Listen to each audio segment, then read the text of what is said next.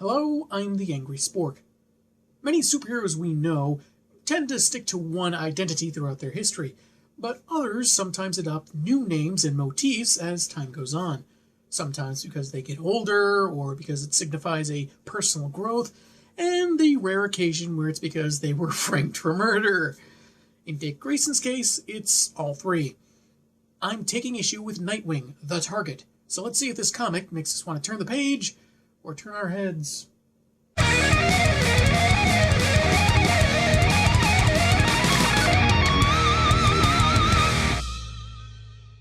The cover has a lot going for it without being too crowded. A scowly Grayson in the foreground, his badge and a holstered gun above stacks of cash, several cops with some bloody batons, and a dude with a black eye that, let's just say he's sleeping for now. Of course, we also have the eponymous target, crouched with two nightsticks, and instead of the kind of target you'd expect, his symbol more resembles something from a shooting range. He did consider using the standard circles over a dot design, but he didn't want to incur any legal problems against a certain retail chain. Can't imagine the trouble Tim's having sharing a name with a fast food restaurant. Written by Chuck Dixon, with art by Scott McDaniel, Aaron Soud, and Dave Stewart, we begin with Nightwing dodging the bullets of some crooks in negative 10-degree winter weather. You'd think it'd be too cold for crime. One of the few lessons crime truly took to heart as a child was when their mom told them to bundle up for the weather or they'd catch cold. On a 2-page spread, he narrates that he came across a drug deal and decided to follow the money, carried by the dealers in bags. Between the bag being torn and the overall fight, the bills are taken by the wind as Wing subdues the dealers. All that cash blowing west into Brackett Park. The kids from the Z Moors can buy Pokemon cards with it. Sheesh, even knockoff Pokemon merchandise is expensive. With that out of the way, it's back to his apartment to change into his police uniform for third shift, for which he's rather late. He leaps down the stairwell, chases the last bus of the night, and arrives late for the third time. His partner, Sergeant Amy Rohrbach, isn't thrilled but has too much paperwork to listen to excuses, or shoot him as he'd previously worried. She instead throws him the keys to the squad car as he'll be patrolling solo. On his drive, Grayson thinks how much he prefers working on his own, though he likes Amy for having taught him the ropes, despite rivaling Bruce's unforgiving demeanor. And he drives right by a snowman with its head knocked off, a clear sign of assault. Either that or Calvin and Hobbes relocated to Bludhaven. He suddenly hits the brakes when two men run in front of his car, toward the maze-like Z Moors projects. He'd already decided to pull over when he suddenly stops again, this time for a group of officers from the city's 15th precinct that are in pursuit. It's also after nearly hitting an old lady, a late-night clown parade, and a family of ducks crossing the street that Richard began wondering if maybe he's just a bad driver. Since it happened on his beat, Grayson joins the chase, and the officers stop at... I'm not sure what I'm looking at here. It looks like a window of a building, but it's down a large metal tube, and it looks like the cops are getting trash out of the way. I'm not sure if this is common for some areas, or there's something up with the art. Anyway, the sergeant on the scene, Miller, is telling a housing detective to back off, and with his generous use of the word homie, I'm guessing this guy's going to turn out to be something of a racist. It's obvious his fellow boys in blue are eager to apprehend the perps, so Grayson asks what he can do to help. He's ordered to join the other officers down the open window, and when down there asking the Sarge what the perps did, he's promptly told to shut up. When the two reach the other cops, they're all savagely beating the suspects, with Miller soon joining in. What I see makes me sick. Then it makes me angry. If you combine those feelings, maybe you can blind them all with focused projectile vomit. Instead of that gross imagery, Dick instinctively throws Miller aside and orders the group to stop. At first he thought they were listening to reason, as he says the perps weren't resisting arrest and they need to call an ambulance. But they were just taking a breather while the Sarge knocked Grayson out with the butt of his gun. Curse your sudden but inevitable betrayal! He wakes up later in the hospital, speaking with Detective Haddad from Homicide Division.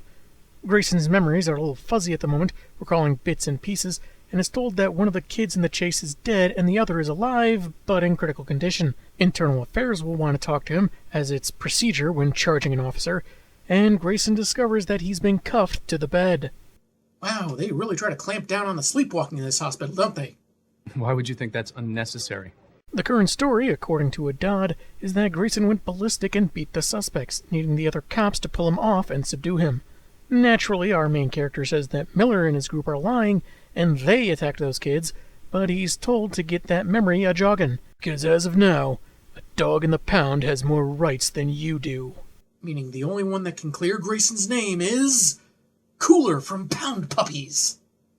We get a splash page of the circus boy in an interrogation room, narrating that he was grilled for hours without a lawyer, which he says he has no right to, but I don't think that's correct legally.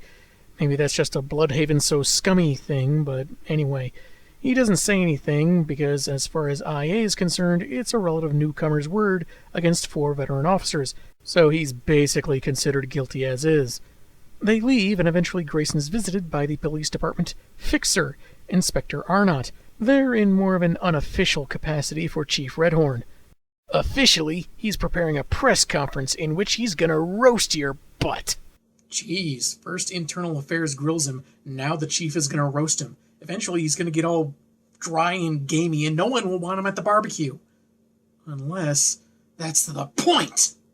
He encourages the ex-officer to go along with the show they're putting on, corroborate the story that Miller and his band tell, so he only loses his badge and does the minimum prison time for manslaughter. If he doesn't go along, there will be no one to cover for him with the Justice Department or the media. Everyone will think he bashed those kids' heads in, and he'll do much more serious time in a federal penitentiary, where the cops are locked away with the baby rapers. Mr. Dixon? Chuck? Why did you feel it necessary to phrase it that way? I can see that you wanted to stress the seriousness of our hero's situation, but that feels a bit too much if you ask me.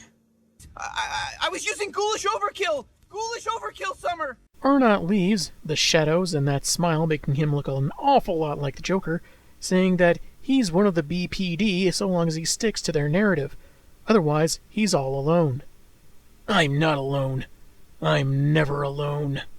Because it's not weird for someone in his mid-20s or older to have imaginary friends. Shut up, Lord Puggleston, no one asked you! Suspended during the investigation, Grayson heads back home, says hi to John Law, the original Tarantula, making a quick cameo, and finds Batman waiting for him. Having never really liked the idea of him becoming a cop, Bruce says that the attention and exposure this scandal brings threatens their identities, what with the IA not needing search warrants. They haven't planted listening devices yet, meaning they think they've got everything they need to convict. You're lucky I came right down from Gotham when I heard. The shoe flies would have turned up our secret. Shoe flies? Don't bother me. Bats chastises him for joining a department full of pimps and thieves, but Grayson counters that the entire point was to bring the corrupt cops down and give the Haven a real police force. He's fairly certain he can clear himself, but Batman points out that for the sake of the other capes, Nightwing can't be looking into this. Because you know that if Bruce Wayne was accused of murder, the Dark Knight would totally sit it out, right? After Batman leaves, Grayson takes a little solace in the fact that Bruce didn't ask if he was guilty. Thanks. Now all our fears are gone. Sometime later, a figure is leaping across rooftops to the Rabe Memorial Hospital, narrating that since the cops have deemed Grayson guilty, and he's unable to investigate as his usual identities, it's up to his new persona. And he'll retire as soon as I get the evidence I need. Be cleared of murder and get a gold pocket watch. Sounds like a good deal. He sneaks in and makes his way through the hospital and past police presence to check on the surviving witness of the crime for which he's framed. The kid is on life support, feeding him through a tube and breathing for him, and there's very little brain activity. You're not coming back, are you? Man, this crossover with Scrubs has gotten way too depressing for my taste. I'm in charge, and I don't care about your opinion. That's when the vigilante makes a startling revelation. Recalling those 2 perps that first ran across his headlights, he realizes that neither one is the victim that lies before him. Miller and his thugs savagely beat 2 different kids. Look, Grayson, I'm not advocating lethal force, but, feel free to borrow one of these. Later, he surprises the housing detective whom he feels he can trust, and even calls him by his first name, Walter, and goes so far as to say they've met. Feels like a rookie mistake for Grayson to make, but maybe it'll be justified later. So what you got up as? Some kind of target? I like it. He wanted to go by Captain Walmart, but that was oddly enough already taken. So were Meyerman, Super Shopco, and Night Coles. His first choice, of course, was Dick's Sporting Goods. Fortunately, Walter isn't too upset about his takeout going for a little flight, and he takes his new buddy to his office, where he pulls up what he cheekily refers to as the Z. Moore's family album, photos he's personally taken of perpetrators caught in his jurisdiction. He doesn't trust the Bludhaven cops to keep him informed, so he operates like a Western movie cowboy, working alone and watching his own back. Target picks out the images of the two he saw that night and asks what he knows about them. They go by Biggs and Alvy, and used to deal drugs for a guy named Bin Don, who goes by Binny Rabbit. But recently they struck out on their own. No sooner has the detective disposed of his fast food containers than the masked man has disappeared. According to vigilante rules, if the target disappears on him 4 more times, I think Walter becomes police commissioner. Elsewhere, a Mrs. Carter is being asked where her son Alvy is, but she doesn't know. He hasn't been home and could be anywhere. Dissatisfied, Sergeant Miller busts down the door, followed by one of his cretins that framed Grayson, and threatens the woman with a crying baby in her arms that if she's hiding him, he'll make her life hell. You know what, Grayson? Just go ahead and borrow them both. Detective Haddad is wrapping up his prayers when a parcel is dropped off for him. The pictures of Alvy and Biggs with a note saying they know about the Z. Moore's beatings. Guess Walter's gonna need to take new photos of those two next time he busts them. We go to Grayson in his apartment, having not slept well, his head still hurting, and overall stressing about his situation. A knock at the door is, instead of the attorney he was expecting, his partner Amy.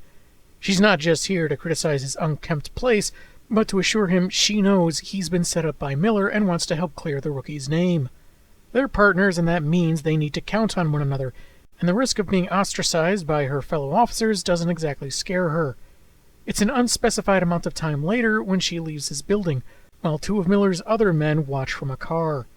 Dick is meeting with his lawyer, who, by the look of his buttons, might have a second job at TGI Fridays, who tells him to cop a plea. That does sound like a pun, but I don't feel like playing the rim shot. Sue me. That'll make everything go nice and quietly for the department, with Grayson sent to Lockhaven without any bad press. The attorney admits the city's corruption doesn't exactly exist in a vacuum. Cops are bought just like the media, then humorously asks if the place has been wired. Only for a podcast I'm starting. Since I'm suspended, I figure I'd start reviewing comic books for a living. What do you think? That night, Target makes his way to an Asian food warehouse, which is a front for Bin Don's drug operation. He figures Alvy and Biggs didn't avoid a case of police brutality, but murder for hire, with Binny looking to take out some former employees turned competition. He just needs to connect the dots, and to do that, he needs Bin to give up the officers on his take. What would make Bin give up his own personal cops? An interruption of his cash flow, maybe? He was going to try offering a Klondike bar, but then he found out Binny Rabbit is lactose intolerant. How? He dumps a bucket full of gasoline onto a table of Rabbit's money, and the dealer's goons draw their guns. When they find their saboteur, he warns that a hot shell casing could ignite the gas and their cash, so they stay their trigger fingers. What's this about, dead man? Somewhere Boston Brand's ears are burning, and he doesn't know why. The target snarkily asks about certain pals of his in blue that Bin may know, and from there we cut to the 2 cops that were following Amy, who have continued to do so to Mrs. Carter's home. They call their slimeball Sarge at his house to update and ask what to do next. He tells them to keep following on the off chance Rohrbach gets a lead on their targets. He gets another call that is much less pleasant. Bin Don bellows that his front is on fire by a mask wanting to know about the cop, and demands that he get down there immediately. Meanwhile, Alvy and Biggs get a pizza delivery to their makeshift hideout. Biggs opens the door only to be met by Sergeant Rohrbach.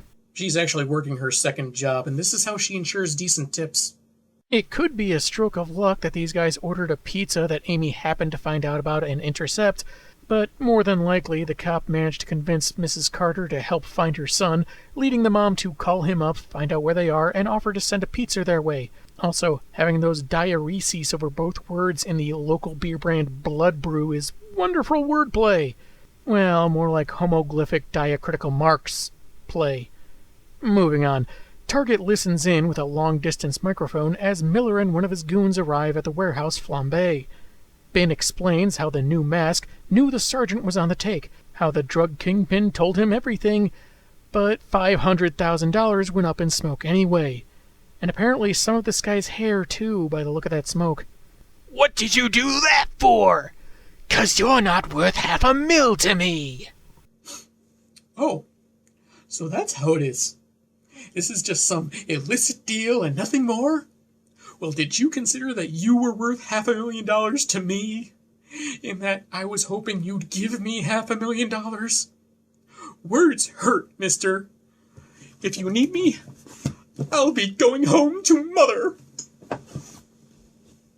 As that argument heats up, the nearby disgrace to both the badge and mustaches gets a call from their co-conspirators. Entailing Rohrbach, they think they've found Biggs and Alvy.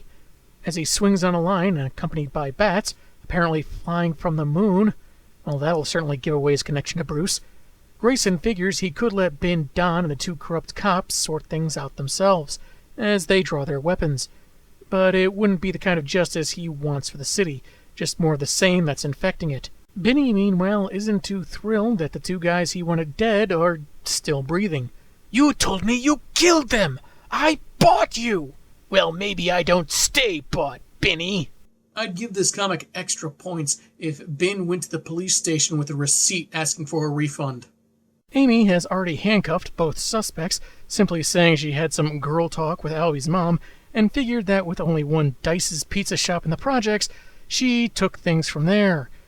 It doesn't exactly explain much, if you ask me, other than she really didn't like jalapenos on pizza. It's when she begins the Miranda rights that the two badge traders bust in, either to kill all three of them or support their target's taste and toppings. We go to the warehouse shootout, where Target takes out some of Ben's men, then the dealer himself, before checking a pair of pistols at the cops. Amy, fortunately, manages to take out the assailing officers with their bodies landing on top of the young men they'd intended to kill. There's irony for you. We go back to the warehouse fire, with the gun's flight already in progress, hitting Miller and his crony in their noggins. Good thing Bruce made Grayson practice throwing guns for so many hours. Yeah, these pages progressed rather oddly. I can understand if there was an element of suspense they wanted to create vis-a-vis Amy and those dirty cops, and with two scenes like this, that can be a difficult thing to attempt, much less pull off right. And while it's not bad, it did make the pacing feel a tad janky to me. Anyway, the police show up before Ben and his gang can rabbit. And the target takes off unseen. Later, Alvy and Biggs are giving their accounts to Adad and Rohrbach. While hiding within view of Grayson's frame-up, they witness Miller and his crew beating the kids they'd mistaken the two for, then knock out the rookie cop that tried stopping them. This is well done, showing that these two are visibly disturbed by what they saw and that, while crooks, they aren't inhuman. They can at least recognize when at least one cop is trying to do the right thing. Grayson is soon in Inspector Arnott's office, officially reinstated, but not everything is as it was. Miller still has friends on the force, and as Dick walks out of the office with his badge again, he gets several dirty looks. Way to ruin being a dirty cop for the rest of us, Grayson. Later in his apartment, realizing he's a marked man for doing the right thing and being cleared of all charges, Richard hangs up his police uniform, retires the target, and the comic ends with him swinging through the city as Nightwing once more, again accompanied by a line of moon bats. Aw, I think they smell Bruce's bats on me. So that was Nightwing, the target, and I don't have a lot of complaints about this one. Sure, there was some jumping around between shootouts, but that's minor, and the bit with the bats following Grayson felt a bit redundant. My job. My job. Repetitiveness is my job. But they didn't come close to being deal breakers. Only a couple times does the dialogue get a little edgy, but Bludhaven's supposed to be a real cesspool. The vague circumstances with which Amy tracked down the elusive dealers could have been explained a little better, but it doesn't hurt the story that much. Though it did feel like kind of a jump when Dick figured that Miller was on the take, instead of him and his group being overzealous sociopaths. There didn't seem to be enough evidence presented to suggest it was a hit on Alvy and Biggs, when they could have just wanted to beat them down to be tough on crime. There was also this continuous framing with Most of the pages, a large panel would be set against a large black circle with a red ring to evoke a target, no doubt. I don't exactly have a problem with it, only that it doesn't evoke much of a target, at least to me, but if nothing else, it was at least a visually interesting choice. Sure, it could have been retooled a little and made into a 2-issue story in the Nightwing title, but I think a single one-shot helps the story flow much better. It was probably expected that, given that Mrs. Carter was black, her son Alvy would be too, but I guess they decided to subvert expectations. Bam! Mixed family! Unless, of course, several dialogue bubbles were misplaced. Though the way Miller threatened her while she held her youngest child in her arms, I would have been far more satisfied if that scumbag had gotten a few punches to his face on top of that Glock. Anyway, I like the aesthetic of the target identity. A bit of Nightwing, like his color scheme and tabby, some obvious police gear that you would think would kinda give Grayson away, and given the look of those sleeves, possibly a sweater that Alfred made for him for winter. You know how he worries. It feels like the title and costume of the target could have been used again, maybe passed on to another character at some point, but perhaps the concept didn't prove popular enough for that. This has a good down-to-earth story that puts some heat on our protagonist, and Scott McDaniel and the other artists did a great job, so I give this a solid recommendation. I'm the Angry Spork, and man, have I got issues.